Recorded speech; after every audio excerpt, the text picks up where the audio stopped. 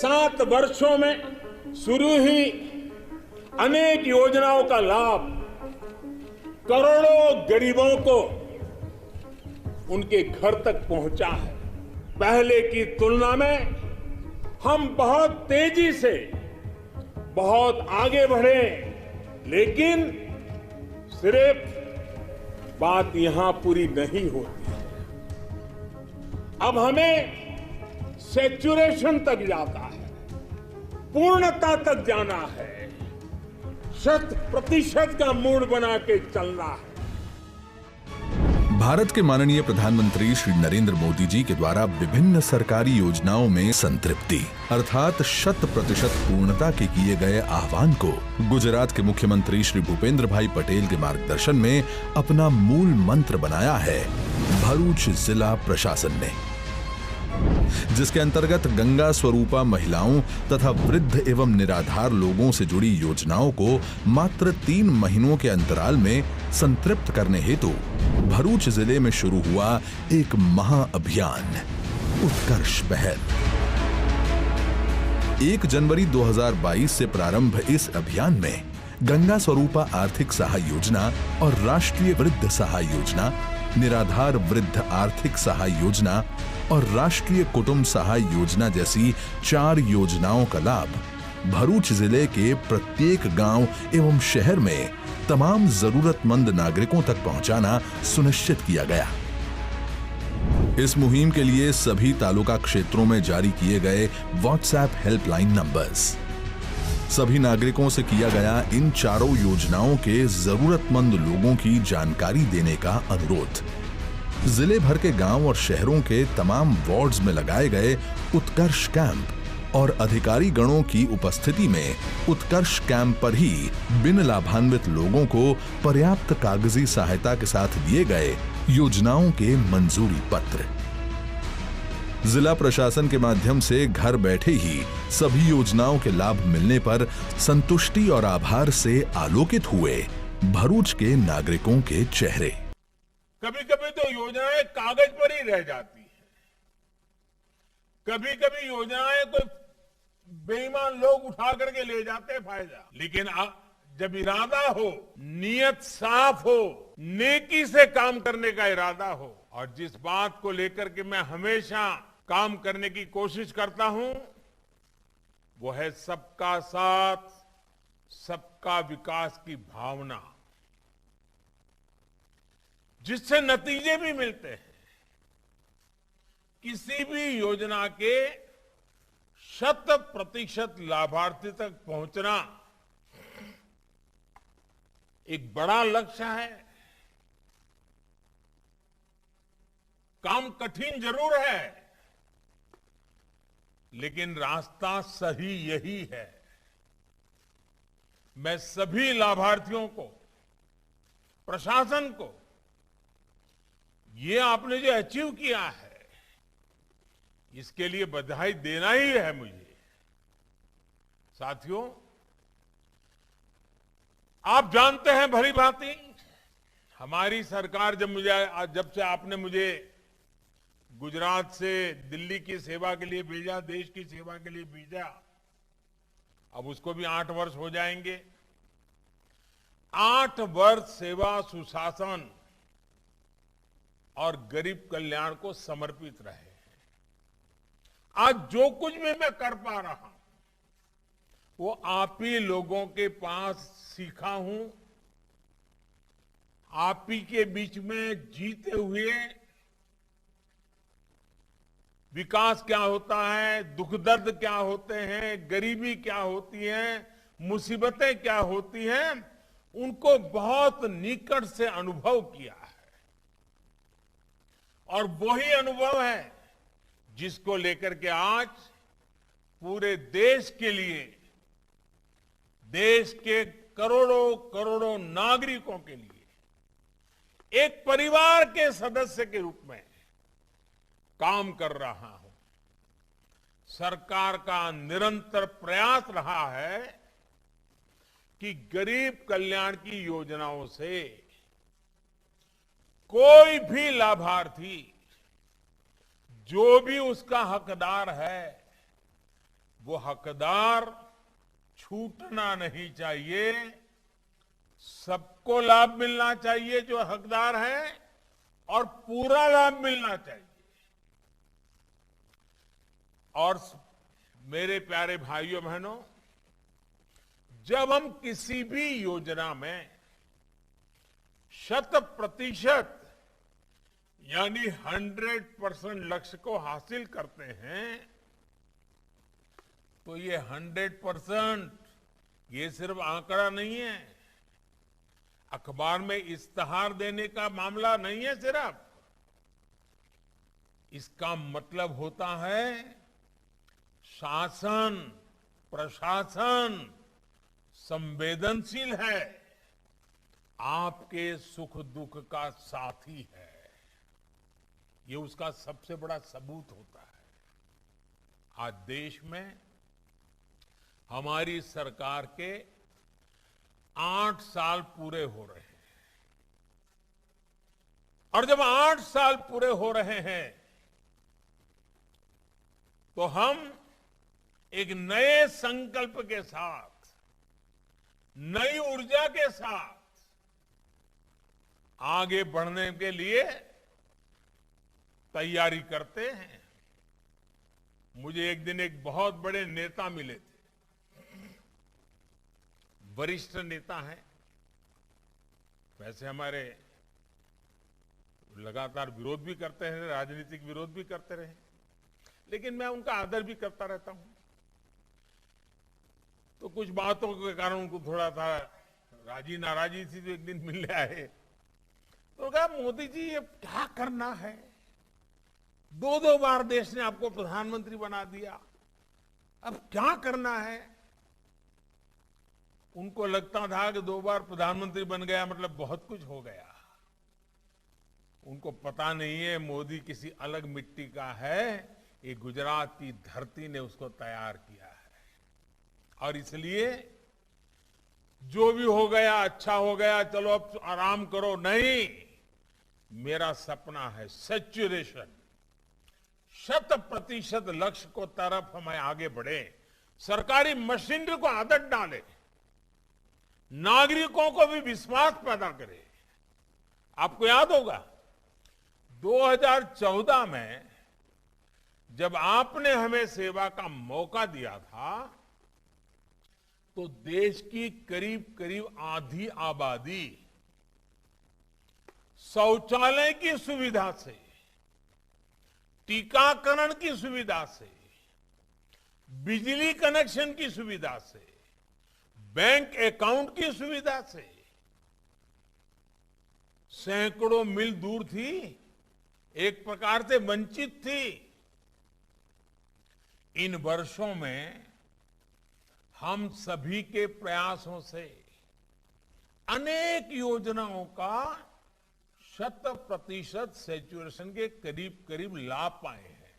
अब 8 वर्ष के इस महत्वपूर्ण अवसर पर एक बार फिर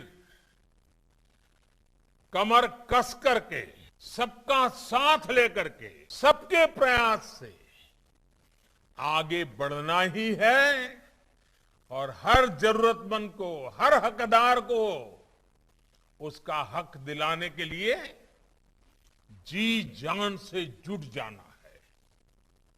मैंने पहले कहा, ऐसे काम कठिन होते हैं, राजनेता भी उनको हाथ लगाने से डरते हैं, लेकिन मैं राजनीति करने के लिए नहीं, मैं सिर्फ और सिर्फ इस देशवासियों की सेवा करने के लिए आया हूं। देश ने संकल्प लिया है 100% लाभार्थियों तक पहुंचने का, और जब 100% पहुंचते हैं ना, तो सबसे पहला जो मनोवैज्ञानिक परिवर्तन आता है वो बहुत महत्वपूर्ण है।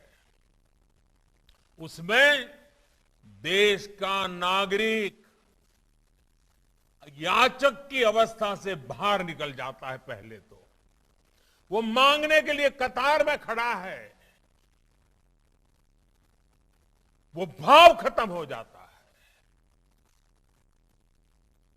उसके अंदर एक विश्वास पैदा होता है कि मेरा देश है, मेरी सरकार है, ये पैसों पर मेरा हक है, मेरे देश के नागरिकों का हक है। ये भाव उसके अंदर भीतर पैदा होता है और उसके अंदर कर्तव्य के बीज भी वो देता है। और साथियों, जब सैचुरेशन होता है ना, तो भेदभाव की सारी गुंजाइश खत्म हो जाती है। किसी की सिफारिश की जरूरत नहीं पड़ती है। हर एक को विश्वास रहता है, भले उसको पहले मिला होगा लेकिन बाद में भी मुझे मिलेगा ही। 2 महीने बाद मिलेगा, 6 महीने बाद मिलेगा, लेकिन मिलने वाला है। उसको किसी की सिफारिश की जरूरत नहीं पड़ती। और जो देने वाला है वो भी किसी को नहीं कह सकता है तुम मेरे हो इसलिए दे रहा हूं, वो तो मेरा नहीं इसलिए नहीं दे रहा हूं। भेदभाव नहीं कर सकता है। और देश ने संकल्प लिया है 100% लाभार्थियों तक पहुंचने का। आज जब 100% होता है तो तुष्टीकरण की राजनीति तो समाप्त ही हो जाती है। उसके लिए कोई जगह नहीं बचती है। 100% लाभार्थियों को पहुंचने का मतलब होता है समाज में अंतिम पायदान पर खड़े व्यक्ति तक पहुंचना। जिसका कोई नहीं है उसके लिए सरकार होती है, सरकार के संकल्प होते हैं, सरकार उसकी साथी बनकर के चलती है। ये भाव देश के दूर दराज जंगलों में रहने वाला मेरा आदिवासी हो, झुग्गी झोपड़ी में जीने वाला मेरा कोई गरीब मां बहन हो, बुढ़ापे में अकेले जिंदगी गुजारने वाला कोई व्यक्ति हो, हर किसी को ये विश्वास पैदा कराना है कि उसके हक की चीजें उसके दरवाजे पर आकर के देने के लिए प्रयास करेंगे। साथियों, 100% लाभार्थियों की कवरेज यानी हर मत, हर पंथ, हर वर्ग को एक समान रूप से सबका साथ, सबका विकास, 100% लाभ, गरीब कल्याण की हर योजना से कोई छूटे ना, कोई पीछे ना रहे, ये बहुत बड़ा संकल्प है। आपने आज जो राखी दिए ना, सब विधवा माताओं ने मेरे लिए जो राखी भी इतनी बड़ी बनाई है, राखी ये सिर्फ धागा नहीं है, ये आपने मुझे एक शक्ति दी है, सामर्थ्य दिया है। और जिन सपनों को लेकर के चले हैं उन सपनों को पूरा करने के लिए शक्ति दी है। इसलिए आज जो आपने मुझे राखी दी है उसे मैं अनमोल भेंट मानता हूं। ये राखी मुझे हमेशा देश के गरीबों की सेवा के लिए 100% सैचुरेशन की तरफ सरकारों को दौड़ाने के लिए प्रेरणा भी देगी, साहस भी देगी और साथ भी देगी। यही तो है सबका साथ, सबका विकास, सबका विश्वास और सबका प्रयास।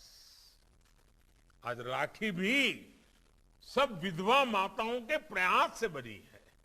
और मैं तो जब गुजरात में था बार बार मैं कहता था, कभी कभी खबरें आती थी मेरे पर, मेरी सुरक्षा को लेकर के खबरें आती थी। एक आध बार तो मेरी बीमारी की खबर आ गई थी। तब मैं कहता था भाई मुझे तो कोटि कोटि माताओं बहनों का रक्षा कवच मिला हुआ है। जब तक ये कोटि कोटि माताओं बहनों का रक्षा कवच मुझे मिला हुआ है, उस रक्षा कवच को भेद करके कोई भी मुझे कुछ नहीं कर सकता है। और आज मैं देख रहा हूं हर कदम पर, हर पल माताएं बहनें, उनके आशीर्वाद हमेशा मुझ पर बने रहते हैं। इन माताओं बहनों का जितना मैं कर्ज चुका हूं उतना कम है। और इसीलिए साथियों, इसी संस्कार के कारण मैंने लाल किले से हिम्मत की थी एक बार बोलने की। कठिन काम है, मैं फिर कह रहा हूं, मुझे मालूम है ये कठिन काम है, कैसे करना मुश्किल है, मैं जानता हूं। सब राज्यों को प्रेरित करना, साथ लेना मुश्किल काम है, मैं जानता हूं। सभी सरकारी कर्मचारियों को इस काम के लिए दौड़ाना कठिन है, मैं जानता हूं। लेकिन आजादी का अमृतकाल है, आजादी के 75 साल हुए हैं। इस अमृतकाल में मूलभूत सुविधाओं की योजनाओं के सैचुरेशन की बात मैंने लाल किले से कही थी।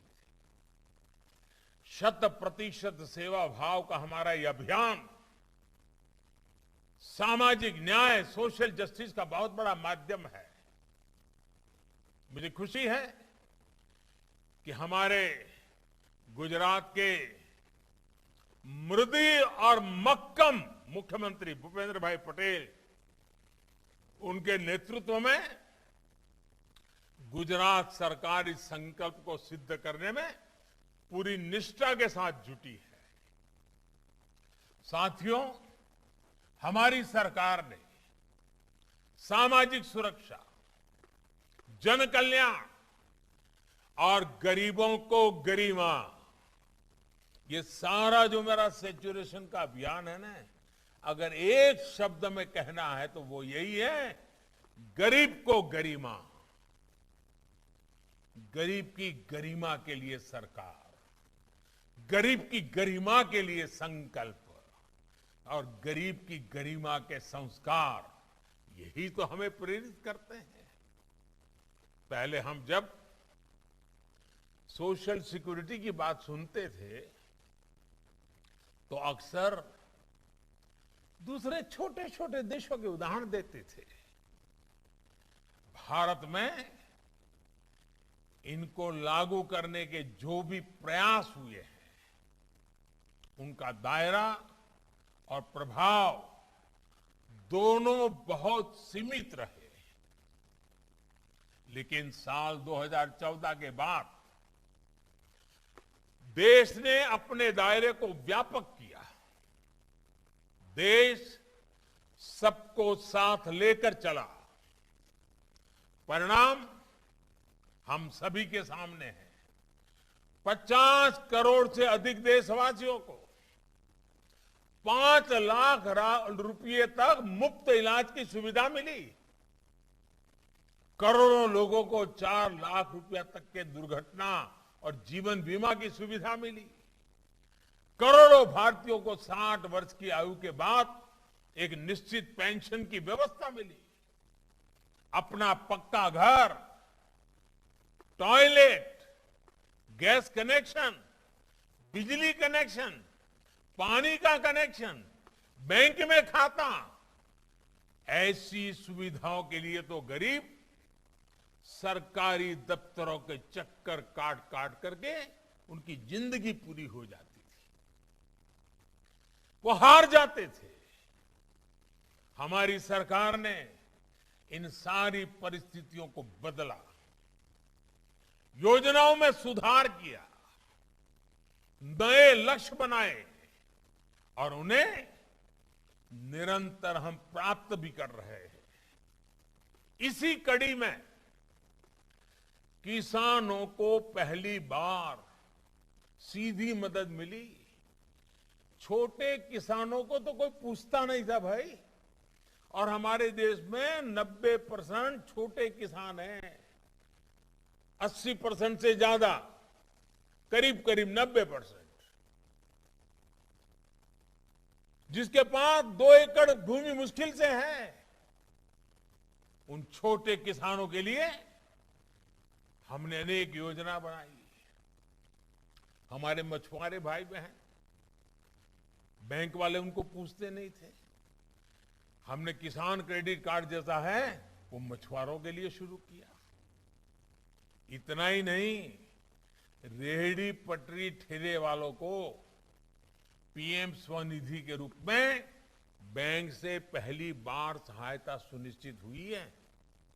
और मैं तो चाहूंगा, और हमारे सीआर पाटिल जी और भारतीय जनता पार्टी के कार्यकर्ताओं ने सभी नगरों में ये रेहड़ी पटरी वालों को स्वनिधि के पैसे मिले, उनका व्यापार कारोबार ब्याज के चक्कर से मुक्त हो जाए, जो भी मेहनत करके कमाए वो घर के काम आए।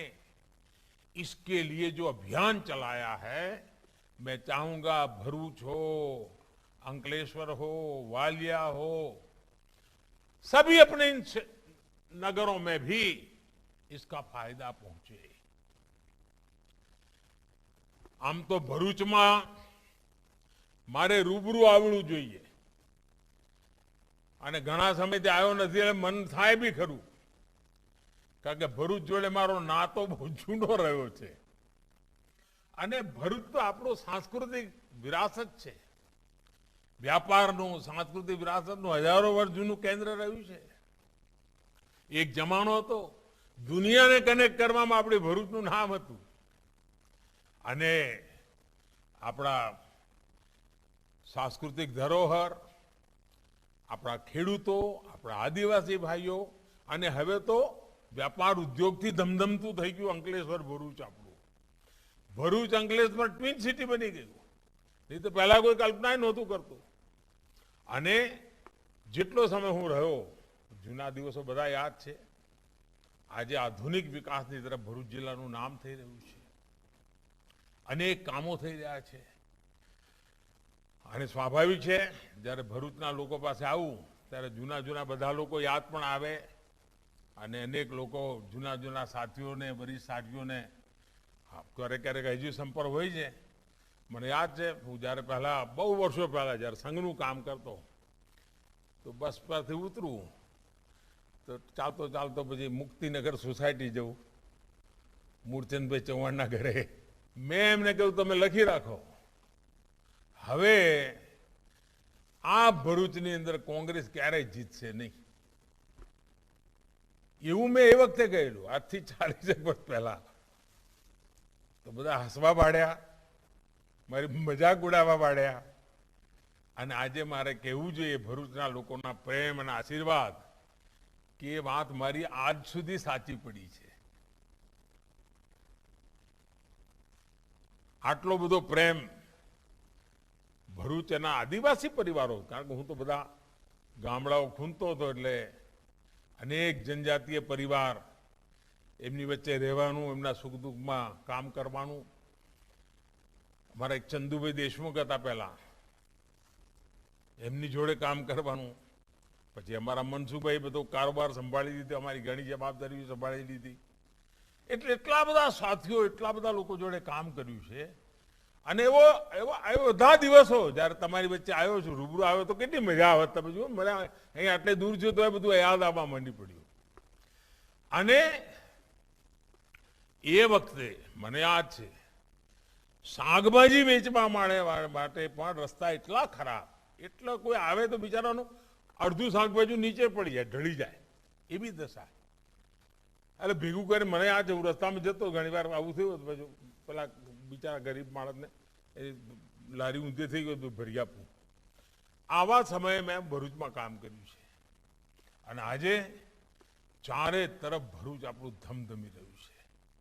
સડકોમાં સુધાર થયો છે, જીવન વ્યવસ્થામાં સુધાર થયો છે, શિક્ષણ સંસ્થાઓ, આરોગ્યની વ્યવસ્થાઓ, તેજ ગતિથી આપણો ભરૂચ જિલ્લો આગળ વધ્યો છે અને આખો આદિવાસી પટ્ટો, મને ખબર છે ઉમરગામથી અંબાજી આખા આદિવાસી પટ્ટામાં ગુજરાતમાં આદિવાસી મુખ્યમંત્રી રહી ગયા, પણ વિજ્ઞાનની શાળા નહોતી। બોલો, વિજ્ઞાનની શાળા મારે મુખ્યમંત્રી બન્યા પછી શરૂ કરવાનું નસીબ આવ્યું।